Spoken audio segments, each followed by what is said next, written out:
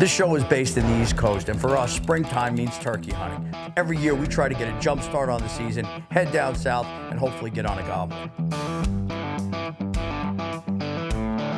So this year, we were heading down to Georgia to do some turkey hunting, and we figured on the way, let's stop at the Tinks Factory and the Obsession Bow Factory and get to meet the people that are behind the products that we use.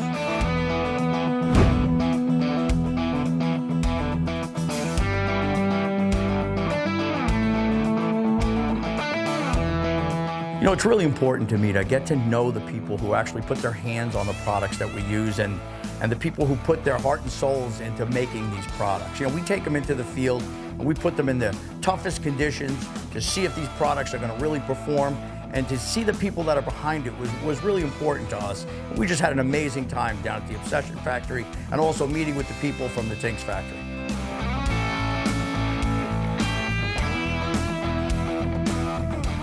We met so many cool people, and it's great to know that when you're in the field and depending on these products to perform, you knew the people that were behind the scenes.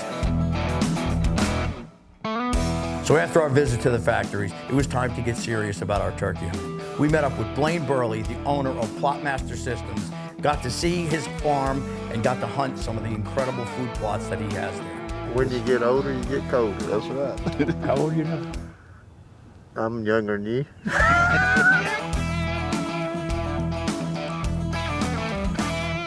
It's opening morning here in Georgia's turkey season.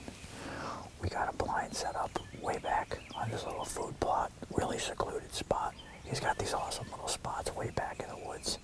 With his Plotmaster, he put some cool little food plots in there, really holding the birds.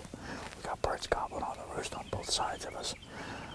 Just want to see if one pitches down and heads out to this field. Maybe we'll get lucky this morning. We had this one bird come up to the food plot and hang up at about 60 yards and just gobbled and gobbled for hours. I mean, we couldn't see him in the camera, so we took one of the cameras off the tripod, got it out a side window, did get a glimpse of him. It was a nice bird. He just would not commit to our decoys and not come in. So then about mid-morning, we have this hen work her way down the middle of the field, works her way past our decoys, past our blind. The next thing we know, we see a gobbler on the far end of the field, and he's working his way to us. And he's gobbling, he's strutting the whole way. He gets to about 40 yards. He never really stopped to give me a shot. Now, I've made some long shots on turkey before, but the bird has to stop and be strutting. Several years ago in New York, Gus successfully made a 46-yard shot on a turkey.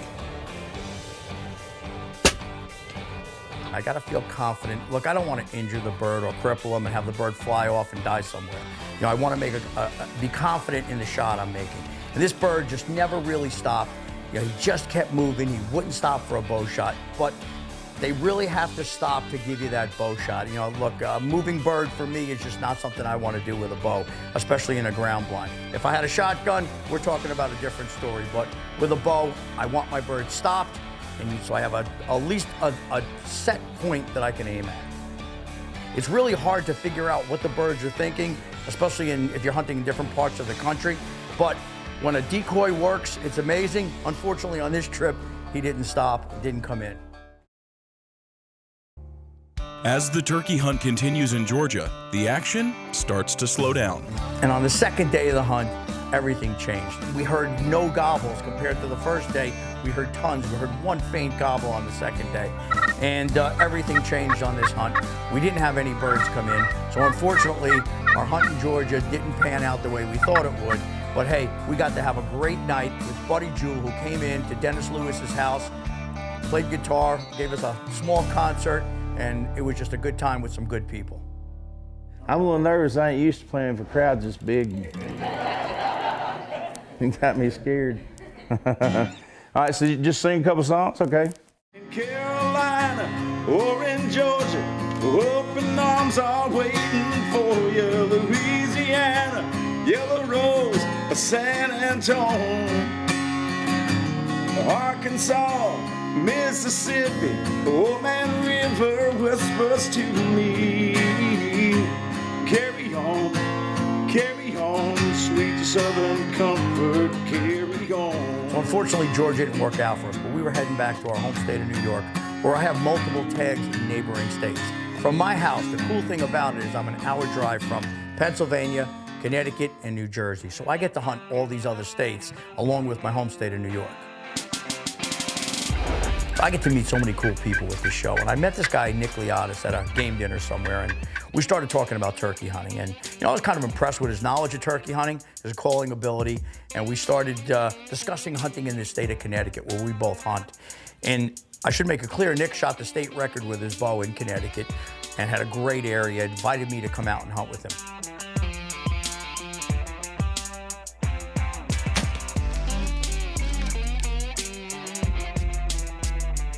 So it's so often the case here in the East Coast, we're out hunting and we hear a few faint gobbles, but nothing's coming in. I gotta make it clear that we're only allowed to hunt till 12 noon in most eastern states. It's like New York, New Jersey, Connecticut, where I hunt, it's till 12 noon. So we weren't seeing much action. I didn't have much hope. Finally, we hear this one bird gobbling pretty far off. Well, Nick starts working the call. Here comes this bird. He comes in and he gets pretty tight, man. He's pretty close, just didn't stop. And it's something that got me, man. I drew the bow. I don't know if it was in my excitement. I dropped my arm. I'm not sure, but I shot under this bird. It was one of those things where, it happens in hunting. It happens in turkey hunting. Thankfully, I didn't wound the bird or cripple him. I missed him clean. Arrow went under him, and makes for a frustrating morning. And, I felt bad because Nick called this bird in, and we had him there, and I just blew the shot. And, hey, occasionally that's going to happen, and you got to be able to learn from it. So after that miss, I'm feeling really dejected. I struck out in Georgia, missed in Connecticut, and just feeling down about myself. And I'm sure that every hunter has experienced that. But there's no reason to sit there and feel sorry for yourself. It's get back in the woods and get in your blind, and hopefully something can happen the next day. So that's exactly what I did. Let's watch this bird come in. And finally, I redeemed myself.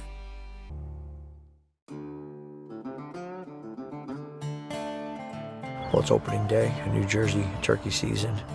And we got some birds that are roosting on a neighboring property. Hopefully we can call one off this ridge close enough for an archery shot and get tagged out here in New Jersey.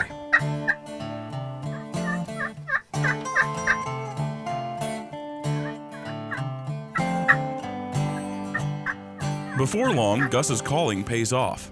Multiple turkeys pour into the area, and even several deer pass through the scene.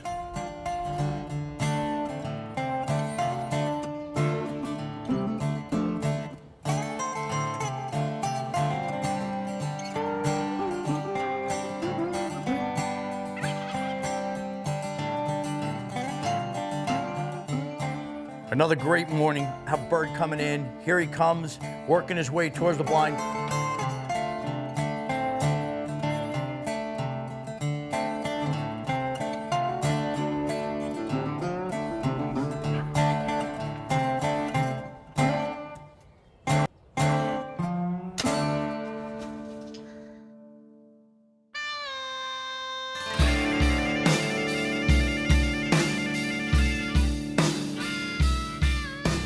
Just a beautiful bird. Opening week here in New Jersey. Nice bird, big bird. Just a fantastic beard. That's a long beard. Beautiful.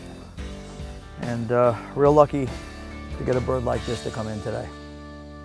Great day here in New Jersey.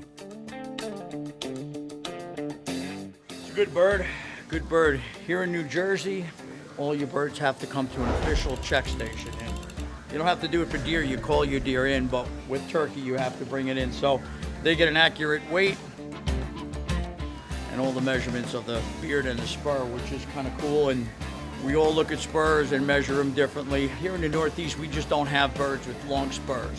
Our biggest problem is the terrain. There's so much rocks. So between New Jersey, New York, Connecticut, I've never had birds with real long spurs, but the beards do get good. And if they don't have a winter where they freeze off and break, you usually can get some decent birds here. And I'm surprised he was as heavy as he was, because it's been a late spring and we just haven't had a lot of food right now for them to eat. So it's a good sized bird.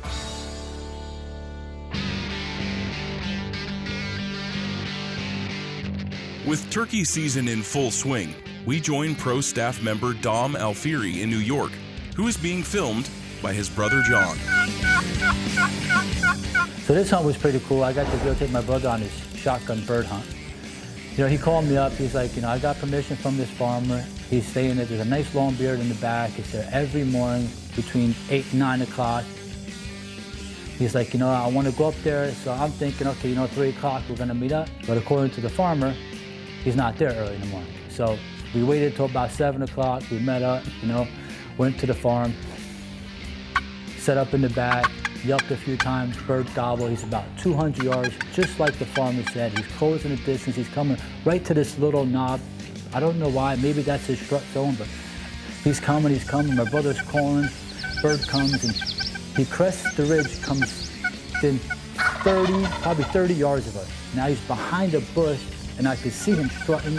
He's strutting, and it's like, it feels like forever. It's like 5 minutes. He's just sitting there going at it, and I don't know. I don't know, is he gonna shoot, is he not gonna shoot? I'm thinking he's gonna shoot for this stuff, but I mean, it's a shotgun. I know you can't do it with a bow, but you can do it with a shotgun. After all, patience does pay off, and the bird stepped out, gave us a clear shot.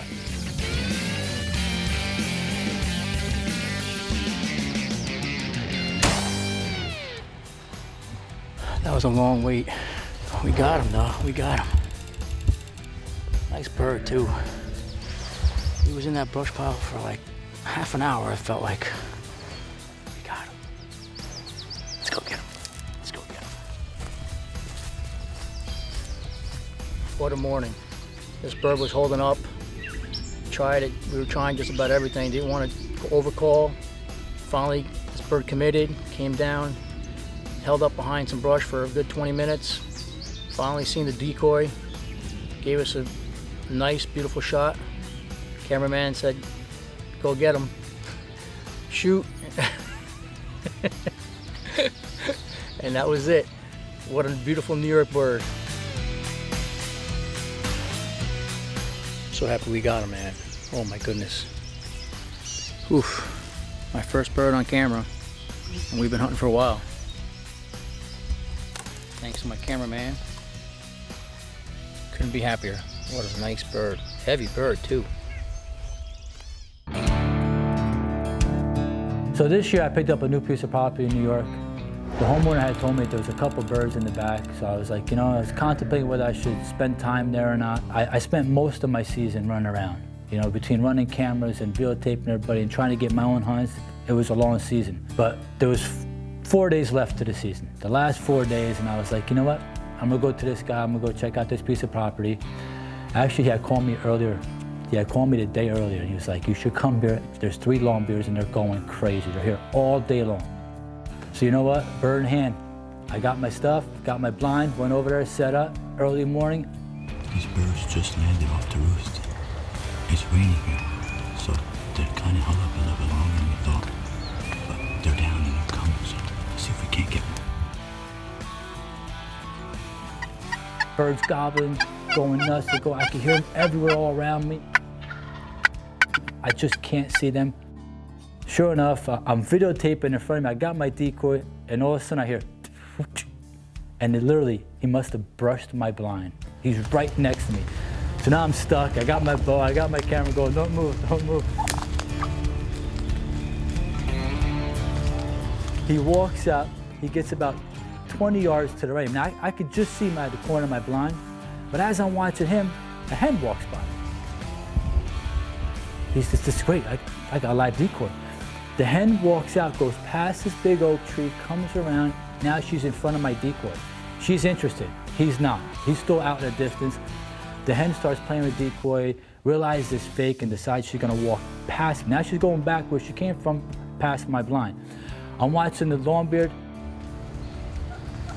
He comes past the oak tree, steps out, gives me a beautiful shot. I take it. Bird dies on camera. Just piled over behind the log. Awesome, couldn't ask for anything more. I got to capture him on camera. I got to capture the kill on camera. You know what? The last 4 days of the season is when I got to harvest my first New York bird. How awesome was that? I don't want to spook the hen, My friend's coming tomorrow morning to try to harvest the other bird. So we're just gonna play it out, wait till she leaves before we go recover our bird.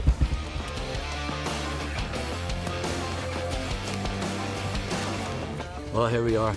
We got to recover our beautiful New York bird here. What a hunt. What an incredible hunt. You know, start off slow. We had a lot of rain. All night it poured. This morning it was raining. I didn't think it was gonna happen.